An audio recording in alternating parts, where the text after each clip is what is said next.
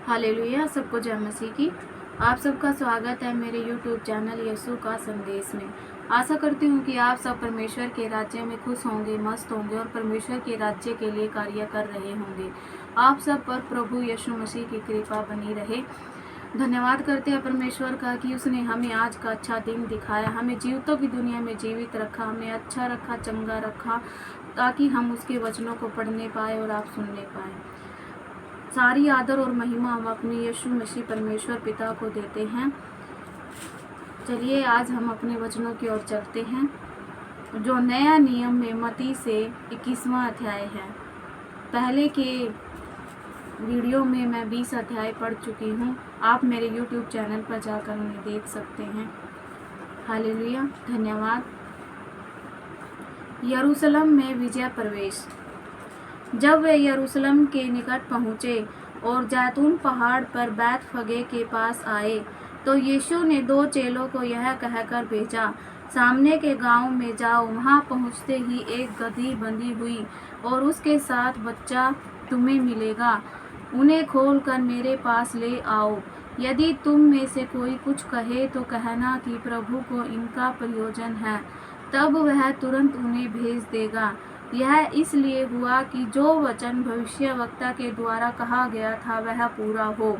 सिय्योन की बेटी से कहो, देख तेरा राजा तेरे पास आता है। वह नम्र है और गधे पर बैठा है, वर्ण लादू के बच्चे पर। चेलों ने जाकर जैसा यीशु ने उनसे कहा था वैसा ही किया और गधी और बच्चे को लाकर उन पर अपने कपड़े डाले और वह उन पर बैठ गया। तब बहुत से लोगों ने अपने कपड़े मार्ग में बिछाए और अन्य लोगों ने पेड़ों से डालियां काट कर मार्ग में बिछाई। जो भीड़ आगे आगे जाती और पीछे पीछे चली जाती थी, पुकार पुकार कर कहती थी, दाऊद के संतान को होशाना।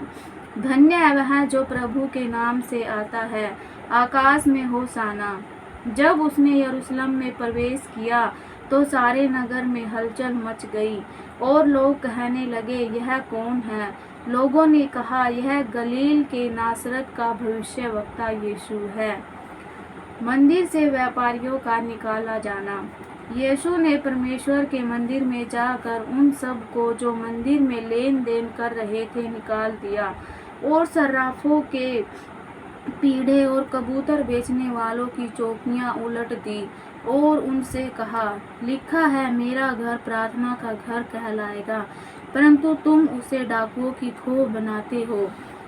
परंतु जब प्रधान याजकों और स्त्रियों ने इन अद्भुत कामों को जो उसने किए और लड़कों को मंदिर में दाऊद के संतान की होशाना पुकारते हुए देखा, तो वे क्रोधित हुए और उससे कहने लगे, क्या तू सुनता है कि ये क्या कहते हैं?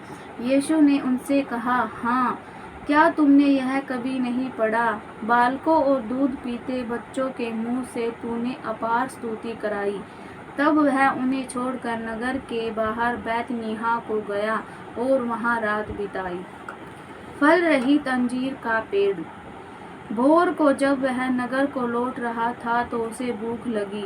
सड़क के किनारे अंजीर का एक पेड़ देखकर वह उसके पास आया और पत्तों को छोड़ उसमें और कुछ न पाकर उससे कहा, अब से तुझ में फिर कभी फल न लगे।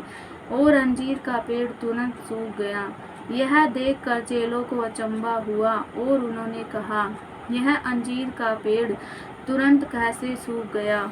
यीशु ने उनको उत्तर दिया, मैं तुमसे सच कहता हूँ, यदि तुम विश्वास रखो और संदेह न करो तो न केवल यह करोगे जो इस अंजीर के पेड़ से किया गया है, परंतु यदि इस पहाड़ से भी कहोगे, उखड़ जा और समुद्र में जा पड़, तो यह हो जाएगा।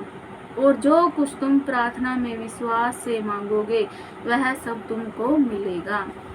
यीशु के अधिकार का प्रश्न। जब मंदिर में जाकर उपदेश कर रहा था तो प्रधान याजकों और लोगों के पुरनियों ने उसके पास आकर पूछा, तू ये काम किसके अधिकार से करता है और तुझे यह अधिकार किसने दिया है? यीशु ने उनको उत्तर दिया, मैं भी तुमसे एक बात पूछता हूँ, यदि वह मुझे बताओगे तो मैं भी तुम्हें बताऊंगा कि ये काम किस अधिकार से करता हूँ। यूहन्ना का बपतिस्मा कहाँ से था, स्वर्ग की ओर से या मनुष्य की ओर से? तब वे आपस में विवाद करने लगे। यदि हम कहें स्वर्ग की ओर से, तो वह हमसे कहेगा, फिर तुमने उसका विश्वास क्यों न किया? और यदि कहें मनुष्य की ओर से, तो हमें भीड़ का डर है, क्योंकि ये सब यूहन्ना को भविष्यवक्ता मानते हैं। अतः उन्होंने यीशु को उत्तर दिया, हम नहीं जानते। उसने भी उनसे कहा, तो भी मैं तुम्हें नहीं बताता कि ये काम किस अधिकार से करता हूँ। 2 पुत्रों का दृष्टांत। तुम क्या सोचते हो? किसी मनुष्य के 2 पुत्र थे। उसने पहले के पास जाकर कहा, हे पुत्र, आज दाख की बारी में काम कर। उसने उत्तर दिया, मैं नहीं जाऊंगा, परंतु बाद में पछता कर गया। फिर पिता ने दूसरे के पास जाकर ऐसा ही कहा। उसने उत्तर दिया, जो हाँ जाता हूँ, परंतु नहीं गया। इन दोनों में से किसने पिता की इच्छा पूरी की? उन्होंने कहा, पहले ने। यीशु ने उनसे कहा, मैं तुमसे सच कहता हूँ कि महसूल लेने वाले और वेश्याएं तुमसे पहले परमेश्वर के राज्य में प्रवेश करते हैं। क्योंकि यूहन्ना धर्म का मार्ग दर्शाते हुए तुम्हारे पास आया और तुमने उसका विश्वास न किया, पर महसूल लेने वालों और वेश्याओं ने उसका विश्वास किया।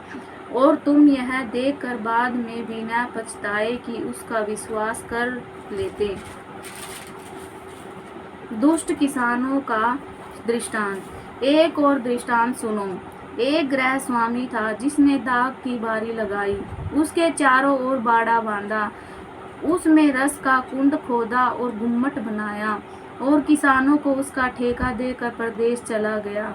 जब फल का समय निकट आया तो उसने अपने दासों को उसका फल लेने के लिए किसानों के पास भेजा। पर किसानों ने उसके दासों को पकड़ के किसी को पीटा और किसी को मार डाला और किसी पर पथराव किया। फिर उसने पहलों से अधिक और दासों को भेजा और उन्होंने उनसे भी वैसा ही किया। अंत में उसने अपने पुत्र को उनके पास यह सोचकर भेजा कि वे मेरे पुत्र का आदर करेंगे। परंतु किसानों ने पुत्र को देखकर आपस में कहा, यह तो वारिस है, आओ इसे मार डालें और इसकी मीरास ले। अतः उन्होंने उसे पकड़ा और दाख की बारी से बाहर निकाल कर मार डाला। इसलिए जब दाख की बारी का स्वामी आएगा तो उन किसानों के साथ क्या करेगा? उन्होंने उससे कहा, वह उन बुरे लोगों को बुरी रीति से नष्ट करेगा और दाख की बारी का ठेका दूसरे किसानों को देगा, जो समय पर उसे फल दिया करेंगे। यीशु ने उनसे कहा, क्या तुमने कभी पवित्र शास्त्र में यह नहीं पढ़ा, जिस पत्थर को राज मिस्त्रियों ने निकम्मा ठहराया था, वह कोने के सिरे का पत्थर हो गया। यह प्रभु की ओर से हुआ और हमारी दृष्टि में अद्भुत है। इसलिए मैं तुमसे कहता हूँ कि परमेश्वर का राज्य तुमसे लिया जाएगा और ऐसी जाति को जो उसका फल लाए दिया जाएगा। जो इस पत्थर पर गिरेगा वह चकनाचूर हो जाएगा और जिस पर वह गिरेगा उसे पीस डालेगा। प्रधान याजक और फरीसी उसके दृष्टांतों को सुनकर समझ गए कि वह उनके विषय में कहता है और उन्होंने उसे पकड़ना चाहा, परंतु लोगों से डर गए क्योंकि वे उसे भविष्यवक्ता मानते थे। आमीन। आशा करती हूँ कि आपने मेरे इन वचनों को ध्यान से सुना होगा। ये वचन आपके जीवनों में कार्य करे, 1000 गुना 100 गुना फलों को लेकर आए और आपके जीवन से हर एक दुख, संकट, परेशानी और बुरी आदतों, बुरी आत्माओं को नष्ट करे। प्रार्थना करते हैं यीशु मसीह से कि वो आपको भला और चंगा रखे, रात को अच्छी और मीठी नींद दे। हालेलुया। धन्यवाद करते हैं। सारी आदर और महिमा अपने उद्धारकर्ता यीशु मसीह को देते हैं। सबको जय मसीह की।